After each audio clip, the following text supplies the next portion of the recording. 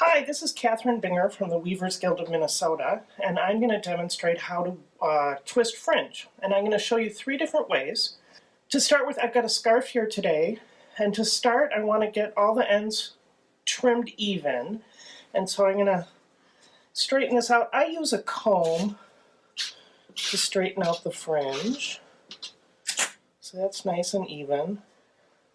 And then I'm going to use a rotary cutter, but you're certainly, scissors work too.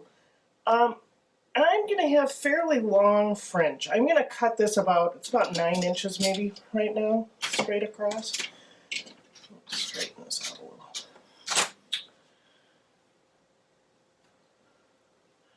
That's about 9 inches. It could be 8, could be, you don't want it too much less than 7 inches because you need to be able to twist the fringe and then also make a knot, and it needs to be a comfortable length. So that is nice and straight. I've done hem stitching on this, and my hem stitching was bundles of 4. When I originally planned this scarf, I was thinking I would twist 2 bundles together, and I sampled earlier and I decided that was too thick. So I'm going to fringe 2 strands and 2 strands. So I'll just be using, I'll be twisting 1 bundle at a time. Now I'm going to be having to pull on this, and my scarf's going to move. So I've got this great heavy book here. The book is here to weight it down so I can pull against it. Another trick you can do, and I learned this from Kayla Exworthy, another teacher here at the Guild, is you can pin this to a pillow, and then you can have the pillow in your lap. And then I watch TV and twist fringe. But today I'm going to do it at a table standing up. The first way I'm going to show you is the low-tech way, and I'm just going to use my fingers. So these are the 2 I'm going to twist together. I've got 2 strands here and 2 strands here, and I'm going to count as I twist. I'm going to go 1, 2, 3, 4, 5, 6. Can you see it's kinking back on itself, and that's what I'm looking for. That was 6. I'm going to do 7. I want a nice tight fringe. So that's 7. Now I'm going to go over here. I'm holding on to this one that I've already twisted, and then grab the other one. And I'm going to do the same thing. 1, 2, 3, 4, 5, 6, 7. So now I'm going to push them together, and I tend to run my finger up and down, just kind of even out those twists.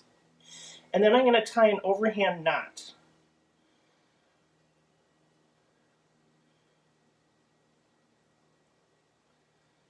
And then when I let go, it twists back on itself, and I've got a nice fringe. I like that a lot.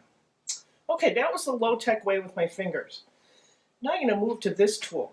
You can buy these. This, I think, I don't know if this was a Shocked or not. I think, no, Shocked makes one. This might be a Louette. There's several companies that make these, the alligator clips. And I'll be able to twist at the same time. So now I'll take these 4 threads, and I'll clip one on 2 threads, and the other clamp on the other threads. And we decided 6 was a nice twist. Let's see if that works with this. 1, 2, 3, 4, 5, 6. No, this doesn't twist as much as my fingers, so we're going to have to do more. That was 6, 7, 8, 9, 10, 11, 12, 13, 14. I want a little more. 15, 16, 17. I'm going to do 18. Okay, again, I'm going to take the clips off, hold on to it so you don't lose your twists. And again, I'm going to rub my finger up and down, overhand knot, and now this time I need to be careful to line my knots up. So before I do that knot too tight, let's, there, Those are nice and even. Okay, I have an even better way. This is what I usually use. This is at the time I learned how to weave, they were selling these at Walgreens and, you know, hair, you know, any place that had hair stuff. And this was to twist hair. I think you can still find them online. It's battery operated. It's the same kind of concept. I'm going to take the next 4 threads here, and I'm going to hook that on there, hook that on, oops, hook that on there, and there's a button. The button, if I push it forward, it twists individually. Again, I should have been counting. I'd say I'm counting seconds. That was maybe 3 seconds. 4, 5, 6, 7. 7's pretty good on this one.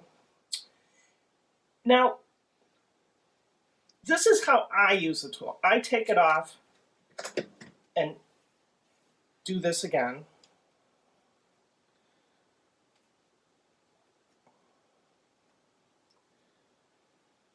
Okay, I'm trying to line it up with my other.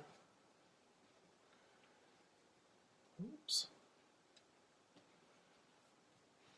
There you go. But this tool also, if I pull down on it, it twists the whole thing. So I could have done that. I like to let it spin on itself, back on itself. There you have it. 3 ways to do fringes on a scarf. Or it could have been on a rug.